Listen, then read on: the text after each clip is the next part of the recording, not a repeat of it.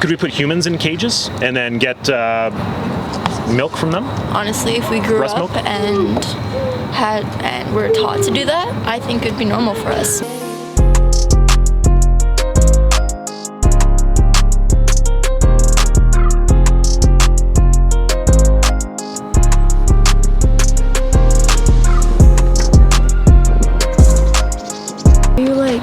Are you a vegan?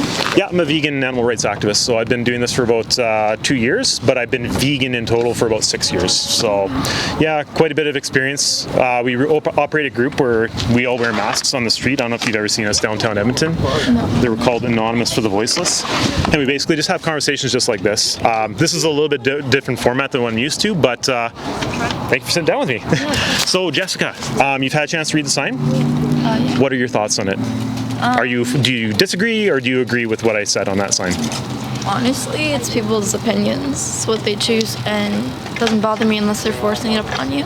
Forcing it upon them. Okay, fair enough. So I obviously agree with the sign saying that you can't love animals and eat them at the same time. It's kind of incompatible, right? Yeah. Because you don't kill your dog and also love it at the same time. It just, you know what I mean? Like it's just one of those things, right? So where do we draw that line where we're gonna be okay with killing pigs, sheep, chicken, whatever, but not eating it? You can't touch a dog, you can't kill a dog, you can't kill a cat, right? So yeah, I mean, they're normal pets. It might be different in people's religions or like where they're where they live. Okay, yeah. So you're talking about like maybe say China or something like that where they eat them, right? Like they eat them for like a celebration. Of course we wouldn't do it here, maybe not right now in modern time. But I think most people think of them as pets. So I don't think they want to eat their pet. Fair enough. Yeah, so it's just they're kind of like just even part of the family, I think some people would say, right? Yeah. That they give them names, they give them presents, Do you have a dog? I do. Yeah. What kind of dog is it? Pug cross border collie. Oh, okay. So wow, that's a different combination. It's the size of a pug. Yeah. But pug colors and everything, border collie nose. Oh. And she's I don't think I've ever actually seen one of those before, but. Yeah, she has the pug eyes and everything. Pug eyes. Okay. So I wanted to touch on, you said personal choice, right? And as long as they're not shoving it down your throats. Yeah. Do you find that vegans are shoving like the veganism down people's throats? Honestly, I don't know a lot of people that were doing it, but someone on social media, a vegan teacher. Oh, that vegan teacher? Yeah, I know her. Yeah, I mean, she has a good point. Yeah. And like her kind of thing, they want to explain it, that their opinions, but she started like swearing in them and going, if you don't do this, you're a disgrace, or you have to follow God's thing, which that can put a lot of people down. Yeah. So she has a good point, but she's not expressing it in the proper way. Okay. So has it made you rethink about being vegan from listening to that vegan teacher? Not at all. So it really doesn't really have an effect then? No. Oh, okay. What was the one thing that you found that was the best thing she said, and what was the worst thing that she said? I think maybe when she's talking about how animals have lives too, I guess. But worst thing she says, you're a disgrace if you eat animals or anything in that sort. So yeah, just in general, like she would just say that it's wrong to eat animals, and eating animals is wrong. You're going to go to hell and stuff like that. Yeah, and I mean, obviously, if you're religious or not, you might take offense to that more or less, right? Okay. How do you think you can justify eating animals, though? Like, make it justifying. Like, so we're saying that in North American culture, in Canada, it would be if we saw a dog walking by and I said, "Oh, perfect lunch for tonight," and I shot it with a bow and arrow. Everybody here would probably call the police or something, right? Yeah, if it was normal. Why is it normal to just like take a cow back and just cut its neck and put it in Sobeys? It's the same action, right? Yeah, the way people learn to eat and like the meat that comes inside of it, how they get their protein. Okay. Especially if people don't have the money for medication, like the pills that give you protein, right? Okay. I don't know the specific name for that. Do you know where protein comes from? I don't. It comes from plants, actually. It actually grows through photosynthesis and gets into the plants, and then the animals eat the plants, and then people eat the animals. Yes, but So eating vegetables and plants and stuff like that you can't just live on that. They have to get those pills, like the protein pills, because they don't have enough in them. Like they might have gotten it from the sun and everything, osmosis and stuff. Do you know how much protein you need? I don't. So I probably need between 80 to 100 grams of protein a day, which is probably about 10 potatoes. Okay. And you can get it all from plants. Okay. So you can actually get too much protein, and it actually can cause problems with your liver, with your kidneys, by eating too much. Because it also, when you eat animals, it also has saturated fat, cholesterol, trans fats. It has all these bad things in it as well.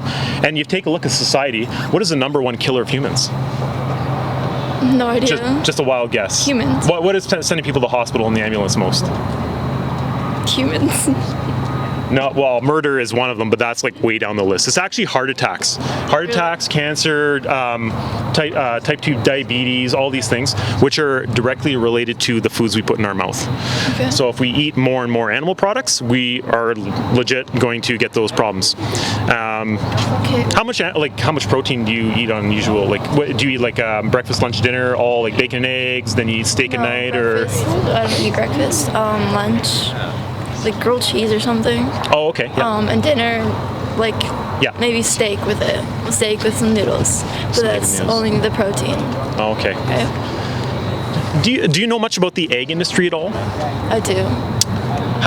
Do you think that is an ethical thing for the eggs and how we get eggs from people, the chickens? Yes. So what happens on day one of those chickens being born? Do you happen to know? No. I have a video. I'm not going to show you because it's pretty graphic.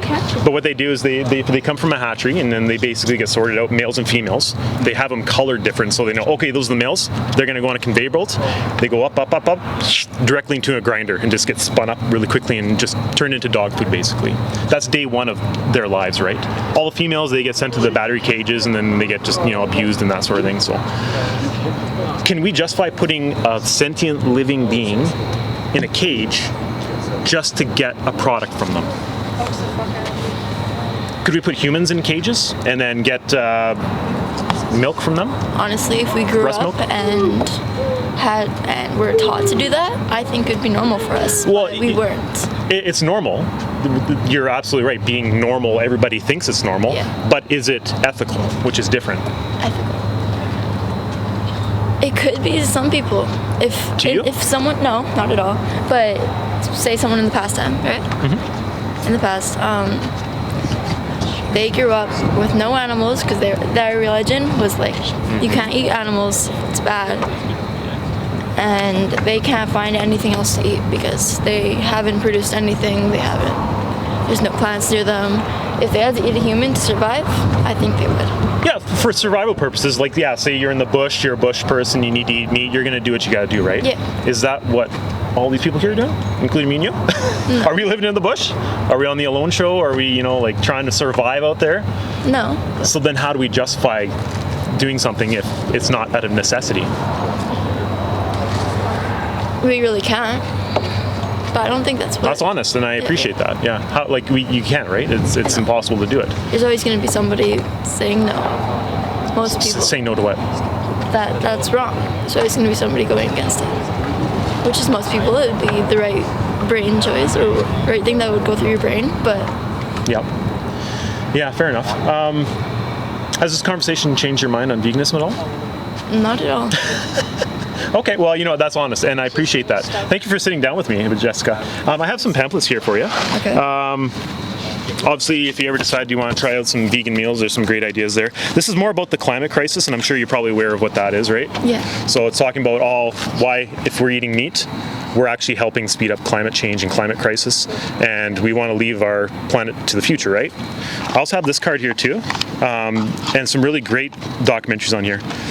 If you only watch one on here, The Best Speech You'll Ever Hear by Gary Yourofsky and Dominion. It's really hard to watch, and if you ever decide that you want to make the switch, vegan22.com. Yeah, honestly, I don't have very much care for this, but if I wanted to...